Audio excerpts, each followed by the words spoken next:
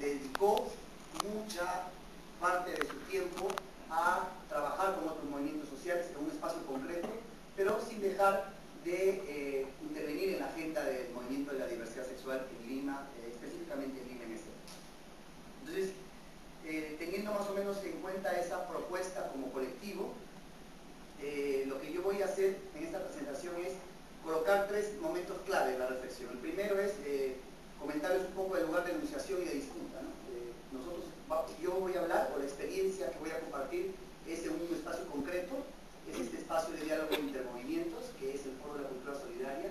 Luego voy a plantear este cuestionamiento de cómo entender la identidad política de izquierda o anticapitalista en este espacio concreto a partir de una imposición heteronormativa, ¿no? Masculina. Es decir, esta es la primera tensión en el espacio cuando nosotros aparecemos en la escena. Y luego vamos a reflexionar sobre cómo a partir de esta experiencia se va logrando posicionar la agenda de la no discriminación y el reconocimiento de la memoria LGTB. El lugar de enunciación y de disputa que nosotros hemos identificado, como les había comentado, es el Foro Social Mundial. El Foro Social Mundial como un espacio de resistencia de los movimientos sociales, ¿no? Que se inicia en Porto Alegre en la década de los 2000 y que va a colocar como una agenda global espacios de diálogo de intermovimientos sociales, ¿no? Se llevó a cabo principalmente en Porto Alegre los 3-4 primeros años, me parece, y luego se comenzó a discutir la importancia de desplazar este espacio de resistencia a muchas partes del mundo. Entonces, por eso que se comenzaron a crear capítulos regionales, capítulos nacionales, capítulos locales e incluso capítulos temáticos. De tal manera que desde la aparición del Foro Social Mundial comenzaron a haber foros sociales temáticos como de Triple Frontera, foros sociales de educación, en fin, una serie de espacios de diálogo teniendo en cuenta las premisas de la Carta de Principios del Foro, ¿no? Entonces eso creo que ha sido primero como para enmarcarnos el por qué nos interesaba mucho gestar junto con otros movimientos el Foro Social local de Villa El Salvador. Entonces esta expansión, como les comentaba, se lleva a cabo bajo esta premisa de otro mundo es posible. Aquí, por ejemplo, dentro de la Carta de Principios del Foro, se menciona justamente lo que les comentaba, ¿no? Era un movimiento de ideas que estimulaba la reflexión sobre mecanismos e instrumentos de dominio capital. Básicamente era una crítica al sistema capitalista en ese entonces, pero que también estaba imbricada con otros sistemas de opresión, ¿no? Nosotros planteábamos que el patriarcado o el sistema patriarcal también estaba muy vinculado a este tipo de opresiones, y es así como encontrábamos conexión con otros movimientos. Quizás el movimiento aliado en ese espacio global era el movimiento feminista, que digamos tenía un posicionamiento muy interesante y que fue el que permitió en los años también abrir la presencia de los movimientos de la diversidad sexual a nivel global. Y ya a nivel del Foro de la Cultura Solidaria en Villa El Salvador, también tuvimos la necesidad de discutir cuáles eran los principios que afirmaban este espacio, y básicamente entre todas las consignas que se colocaban, esta es la que a mí me parece que es más interesante y que nos interpelaba como movimiento. Nos afirmábamos como rebeldes en un mundo donde habíamos perdido la capacidad de indignación ante la desigualdad y la injusticia en lo cotidiano, tener derecho a ser disidentes y a querer un mundo mejor y luchar por él, transformar el mundo, transformarnos nosotros mismos y transformarnos a nosotros y transformando el mundo. Creo que esta era un poco la manera como nos estábamos interpelando y cómo dialogábamos con otros. Era un consenso en el discurso del foro de que era importante acercarnos para poder lograr lo que llamamos una transformación social. Entonces, estas eran, digamos, como las bases principales desde lo político de este espacio de enunciación. Y en esa escena aparecimos nosotras en femenino como las otras radicales, ¿no? Era el grupo de la diversidad sexual que convocaba a otros grupos de Lima para poder estar presentes en Villa El Salvador, en el Foro de la Cultura Solidaria, básicamente con tres iniciativas. Uno era la idea de interpelar las prácticas machistas al interior de los movimientos, porque nosotros ya veníamos de otra experiencia anterior, que era el Foro Grande en Tambo Grande. Habíamos tenido la iniciativa también de participar en la organización del Foro Social en Tambo Grande para acompañar las luchas antimineras de CONACAMI, de esta Federación Nacional de Lucha contra la Minería, y nos habíamos ubicado en un espacio donde había constante tensión. Y una de las tensiones era justamente esta este discurso de doble moral, ¿no? De la cintura para arriba versus la cintura para abajo. Es decir, ¿cuán político podríamos hacer en estos espacios de diálogo las agendas sobre el género, la violencia contra la mujer e incluso la discriminación por orientación sexual y identidad de género? Entonces, ya veníamos, digamos, reflexionando al lado de otros movimientos la posibilidad de cumplir con una propuesta transgresora en el mismo momento, es decir, como colectivo mismo, teniendo una actuación como sujeto político en este diálogo, ya había, digamos, la necesidad de poder dialogar sobre estas cuestiones, ¿no? Entonces, por eso que para nosotros era claro que este espacio también tenía que ser un espacio para discutir, problematizar, ¿no?, sobre los problemas que también tenían que ver con las agendas de la mujer y la agenda de la diversidad sexual. Entonces, buscábamos también encarnar las consignas de este espacio de transformación, es decir, cuando hablamos de que el diálogo intermovimientos es un encuentro de agendas, nosotros proponíamos esto de todos juntos, pero también revueltos, ¿no? O sea, afirmábamos este dicho de que no solamente era una cuestión de estar al lado de él, sino que también nuestras agendas nos interpelen. Creo que esa fue uno de los objetivos de nuestra presencia, porque queríamos un poco ver cuán efectivo era este diálogo intermovimientos, y no solamente era la suma de sujetos diversos levantando una agenda política diferente, pero que no dialogaban realmente en lo cotidiano, en la práctica, ¿no? Y lo otro era promover un diálogo político entre los movimientos locales y el movimiento LGTB en sí mismo, es decir, cómo ellos también hacían suyas nuestras demandas y cómo nosotros también nos interpelábamos con las demandas de los otros movimientos. Esta experiencia nos lleva a una pregunta, ¿no? ¿Es posible pensar estos espacios de interacción entre movimientos sociales reconociendo al otro marica, sujeto subalterno, como un sujeto político de transformación social? Fue la pregunta que nos hacíamos en este espacio. ¿Cuán real era que este sujeto disidente desde las sexualidades del género podía ser visto como un sujeto político, reconocible, legitimado, con quien podrías tú dialogar de igual a igual? Esa era la pregunta. Y algunas respuestas que me imagino que ustedes ya deben intuir es que no éramos necesariamente ese actor con quien ellos podían dialogar, porque éramos una actoría no legítima y que más bien, como decíamos acá, era una propuesta que, a pesar de estar en coincidencia con todos los principios del Foro Social Mundial, a pesar de estar en coincidencia con todos los principios del mismo foro local, donde todos afirmaban un espacio de transformación desde el reconocimiento de las igualdades, desde el reconocimiento de las diferencias, había una actitud de otro lado, por eso planteo que era un discurso doble moral, que colocaba nuestra actoría como colectivo, digamos, ubicándola en una posición de ridiculización del espacio, de poca seriedad en el quehacer del grupo del foro, e incluso comenzaron a decir que éramos el foro rosa, ¿no? Éramos un grupo de 10 y que digamos, el estigma que se colocaba al espacio era que se estaba mariconizando o feminizando este espacio. Entonces era un poco el cuestionamiento. Lo otro que nos pareció súper interesante y lamentable a la vez fue que esta confrontación, este cuestionamiento nunca fue en el debate, en el espacio de debate público, ¿no? Nunca alguien nos dijo, ¿saben que ustedes no están en el lugar correcto? ¿No? ¿Qué hacen aquí? Porque claro, obviamente afirmaban de que era un espacio de reivindicación y transformación, pero a la vez no reconocían que nuestra presencia como colectivo era legítima. Entonces no había un interlocutor, este otro que cuestionaba, sino que más bien ese ejercicio se hacía, digamos, a media voz, a través de el comentario, siempre nos enteramos, nunca había un sujeto que se planteaba claramente cuestionando el asunto. Entonces había una ausencia de un otro sujeto cuestionador frente a nosotros en ese espacio, ¿no? Y eso fue el inicio de pensar en una manera de discutir o de debatir sobre estas cuestiones, estos cuestionamientos, desde otros discursos.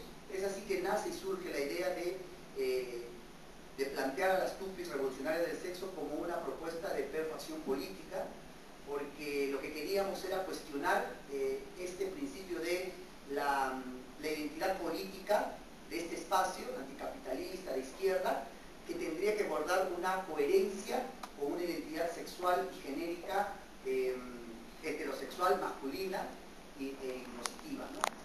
Esa era un poco la idea, es decir, ir con otro discurso, desde otro lenguaje, para poder hacer debate. Si ya no era posible hacer el debate con la retórica y la representación de ideas en un espacio concreto, dijimos vamos a utilizar nuestros cuerpos finalmente para poder interpelar esa afirmación que estaba cada vez posicionándose, pero desde un autor más o menos ausente. No sé, podríamos pensar de otras maneras esta forma de actuar, ¿no? Además que era como presente todo el tiempo sin estar encarnado en un sujeto concreto, ¿no? Eso era lo más complicado para nosotros.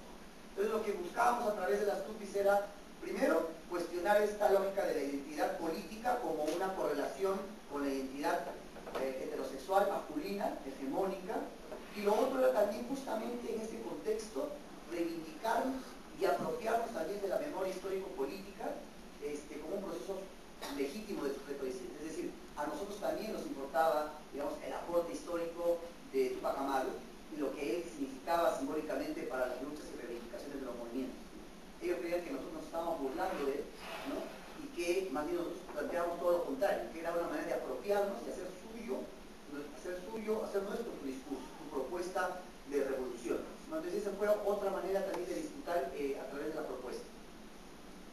Y lo otro que quisimos hacer es hacer ver a los compañeros de ese espacio de que aún encarnaban a las instituciones tutelares, ¿no? Estos sistemas excluyentes como la Iglesia y el Estado militar, que ellos mismos cuestionaban, ¿no? Ellos cuestionaban la presencia de estas fuerzas opresoras, ¿no? En sus agendas, pero no las identificaban en las nuestras. Era súper curioso. Es como que, como nuestra agenda no era legítima, no había que problematizar la opresión desde el sistema militar, desde el Estado y de la Iglesia en nuestras agendas, pero sí en la de ellos, ¿no? Por ejemplo, las agendas sobre el pensamiento indígena amazónico, por ejemplo, ¿no? Todo el tema del medio ambiente, la Pachamama, una serie de colocaciones que ahí se hacían como agenda política y que utilizaba justamente el cuestionamiento hacia estas instituciones, no las identificaban en nuestra agenda. Entonces, estos eran los elementos que queríamos problematizar en esta propuesta. El contexto, como el de Vía El Salvador del 2006, era justamente la que colocábamos. Entonces, la premisa que queríamos cuestionar en primer momento era esta, ¿no? La pérdida de seriedad, ¿no? Con este tipo de reivindicaciones de la gente rara. Eso fue el primer cuestionamiento. Que la presencia de un movimiento de diversidad sexual no le estaba dando un carácter de seriedad y de legitimidad al espacio. Frente a esto, lo que hicimos, como les comentaba, era, digamos, apropiarnos del personaje de Túpac Amaru, que además era muy especial para varios grupos de izquierda en ese contexto, ¿no?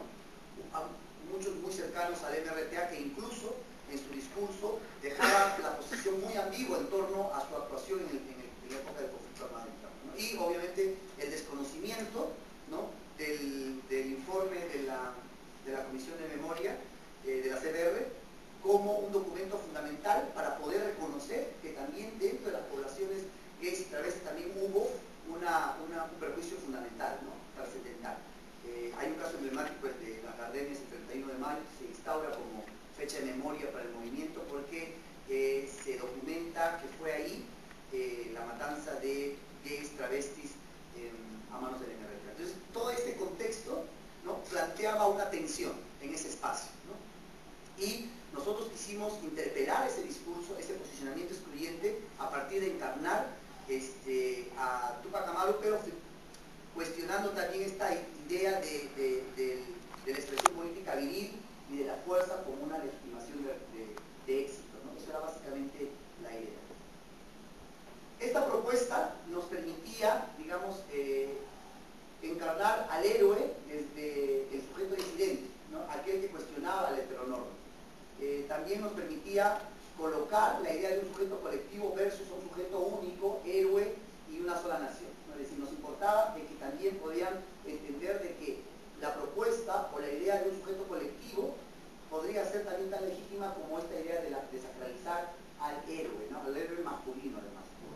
Y desde los sujetos políticos afeminados, cuyos cuerpos denuncian opresión del aparato del Estado también, es decir, buscábamos conexiones. Ustedes van a ver en la estética, por ejemplo, que se coloca mucho de lo que se conoce como la travesti de la calle, ¿no? Esta travesti que es golpeada, incluso en una de las gráficas se coloca a una tupi con esta marroca, se puede decir, este palo que utilizaba el serenazgo o que utiliza el serenazgo para seguir golpeando a las compañeras utilizando para poder configurar a las tupis y poder darle una narrativa, ¿no? Lo otro que buscamos también en esta propuesta era como que problematizar, de construir esta noción de patria, ¿no? Esta noción de patria como una homogeneidad, ¿no? Todos somos peruanos y frente a eso no puede haber cuestionamiento alguno, ¿no? Y eso para nosotros era muy importante porque desde ahí es donde partía también el cuestionamiento, ¿no? Nos estábamos burlando de esta seriedad casi sagrada de lo nacional, ¿no?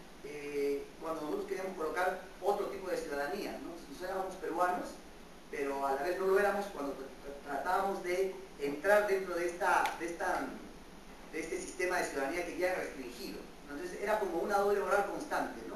Nos exigían que respetáramos esta lógica de identidad nacional como homogénea, donde todos entramos, pero a la vez ya en la micropolítica no todos en realidad entrábamos, ¿no? Entonces éramos como que teníamos que estar siempre dejando de lado nuestra agenda para siempre alzar la agenda de todos. Entonces eso también era una cuestión que queríamos problematizar y colocábamos en la centralidad de los símbolos patrios esta agenda de lucha contra la criminalización por orientación sexual e identidad de género, pero también otros elementos, ¿no? De la estructura, de la cultura, de la diversidad como la estética drag, la música y cuestionando los estereotipos por los que vivimos. La propuesta básicamente era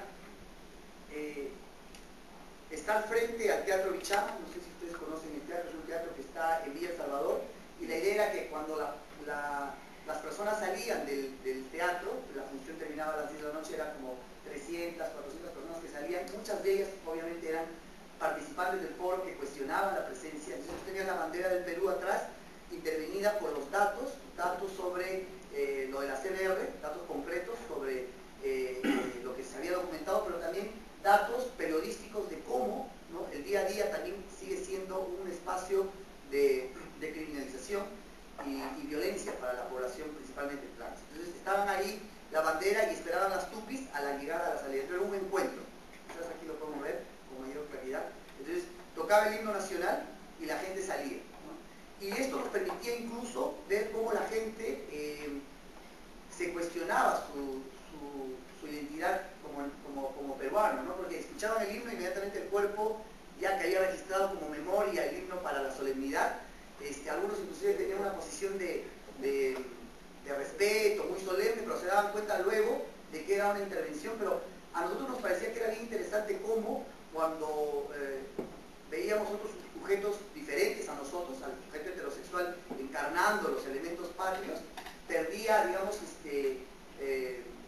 rigurosidad en la noción de patria. Es decir, que en el otro no era legítimo la peruanidad en la medida en que no se parezca a mí. Era una cosa bien interesante. Si bien es cierto, la intervención no estaba dirigida a dialogar en un primer momento con la comunidad, con el ciudadano que estaba ahí, porque la idea era justamente tener esta provocación para discutir políticamente con los integrantes del foro, con algunos integrantes del foro, ¿no? Se convirtió también en una posibilidad para poder dialogar con la comunidad. Eso sí, lo aparentamos porque no fue en un inicio una propuesta para dialogar con la comunidad, sino era una manera de dialogar políticamente con ese otro actor que encima de no estar presente en el debate confrontativo, estaba en todos lados, ¿no? Entonces ese fue el objetivo principal. Pero luego nos dimos cuenta que esta propuesta también podía ser un vehículo para poder dialogar sobre nuestras agendas con la comunidad. Y de hecho que cuando hicimos las intervenciones, luego de la intervención había mucho diálogo con las personas, ¿no? Se acercaban a la bandera, leían mucho la información y preguntaban. Entonces, se esperaba a la gente, el himno tocaba y las tupis comenzaban a levantar estos letreros con estos estigmas y estereotipos, ¿no? Acá rosado, el chico, y también todo el tema del VIH, ¿no? Sidoso, maricón sidoso, ¿no? Luego había un momento en el cual las tupis rompen los letreros como una señal de resistencia, de revelación frente a estas opresiones, y luego se coloca una canción festiva para poder dar pie justamente a este encuentro, ¿no? Y colocar ahí mucho de la estética de la drag para dialogar, para hacer ver que también esta propuesta tenía mucho que ver con la capacidad de denunciarlo desde nuestra propia cultura. Era muy, muy importante para nosotros. Entonces esa prácticamente era la intervención. Fue muy importante también reconocer aquí otras cosas. Uno, que diálogo sí nos permitió, este discurso, esta propuesta desde la acción performática nos permitió reconocer que sí hubo algunos cambios en el posicionamiento con los actores del foro. Y esto lo voy a colocar en la última parte como una reflexión que no ha sido acabada, porque si bien es cierto, la propuesta iba en consonancia con lo que en lo queer se llama esta práctica de performar para resignificar, ¿no? Es decir, hacíamos esta intervención para poder resignificar el término del sujeto raro y colocarlo como un sujeto legítimo, pero nos preguntábamos luego cuánto de esto terminaba siendo complaciente justamente con este sistema heteronormativo, ¿no? Porque cuando ya estábamos todo el tiempo presentes luego de las intervenciones, ¿no? Los integrantes del foro, algunos decían, están los compañeros que quieren la agenda del matrimonio, ¿no? Era como que decíamos, caray, esto era el objetivo. Y además en ese momento el colectivo Contratur no estaba a favor de que esa sea la agenda unitaria del movimiento de la diversidad sexual. O sea, teníamos un cuestionamiento. Entonces nos preguntábamos si este acto constante de performar para buscar visibilidad y legitimidad como actor político social terminaba siendo tal vez, a su vez, el riesgo en todo caso, una manera de cómo el sistema también te va domesticando y te va ubicando en un lugar fijo, ¿no? Como aceptándote o incorporándote y asimilando y determinando tu agenda, porque eso era un poco lo que nos pasaba. Una vez que habíamos logrado, porque las presentaciones eran básicamente en este espacio público, lográbamos dialogar, interpelar, muchos compañeros se acercaban y nos decían sí, qué importante, sin embargo ellos ya habían colocado que la agenda nuestra era esta, ¿no? Una agenda como sentido común de que queríamos casar, ¿no? Todos querían casar. Porque esa no era la agenda nuestra, además estábamos en contra del matrimonio porque creíamos que era una agenda más bien opresora y que esa nunca fue el objetivo. Entonces, cuando reflexionamos mucho eso, nos quedamos con esta pregunta. Entonces creíamos que el acto de performar para nosotros posibilitaba la resignificación del sujeto disidente, pasando de ser cosas raras, necesarias de excluir, a seguir siendo obviamente cosas raras, pero que cohabitan en el espacio. O sea, nunca hubo necesariamente un reconocimiento de un igual en el otro, pero sí era un algo raro, pero que sí está ahí, que esté, ¿no? No se cumplió el objetivo, pero ahí está. Entonces, esa fue una primera de las cosas que nos. Lo otro que nos parecía interesante era que el encuentro con esta manera de expresar discursos, que es el arte en sí, nos permitía un encuentro de potencialidad política en la perfu y a la vez una potencialidad performativa en la misma política, es decir, hacer política desde los movimientos era una posibilidad de una constante práctica performativa. Nos parecía muy interesante. Y lo comento porque en el colectivo siempre tuvimos este dilema de cuán artistas somos y cuán artistas no somos. Siempre hubo esta especie de dispositivo para ver quién nos legitima y quién legitima el quehacer desde el arte. Eso fue siempre una constante, porque el espacio del Foro de la Cultura estuvo, digamos, predominantemente dirigida por artistas, pero artistas que creo que estaban también reflexionando su posición en este contexto político. Eso fue también muy importante, y atrevernos a hacer esto fue muy importante también como para dialogar con ellos, con este grupo de actores políticos que desde el arte también estaban denunciando. Entonces para nosotros también era muy importante. Esto principalmente, y para concluir quería compartir el video de la intervención. El video es un video no editado que se hace, pero no de la misma comunidad. Nosotros no, lamentablemente no tuvimos tiempo para hacer el registro en video de la intervención en El Salvador, pero lo que vamos a ver es la intervención en la exposición de Javier Vargas Sotomayor, artista visual que incluso, mucho sea de paso, también formó parte del colectivo Contra Naturas, y fue con él creo que este encuentro y este diálogo, ¿no? Él venía de la experiencia de X-Tupac, ya estaba trabajando todo el tema de la estética de Tupac Amaru y cómo feminizarlo, y tuvimos un feliz encuentro en este momento. Creo que fue muy interesante, y eso también fue necesario porque nos permitió interpelarnos entre estas disciplinas, entre estos quehaceres, ¿no? De la política y el arte. Y lo que vamos a ver es justamente la propuesta de las tupis en este espacio de la Galería de la Alianza Francesa, dentro de la propuesta, la falsificación de las tupac, que es ya la propuesta de Javi mismo, pero que él nos pide que intervengamos como parte de la música.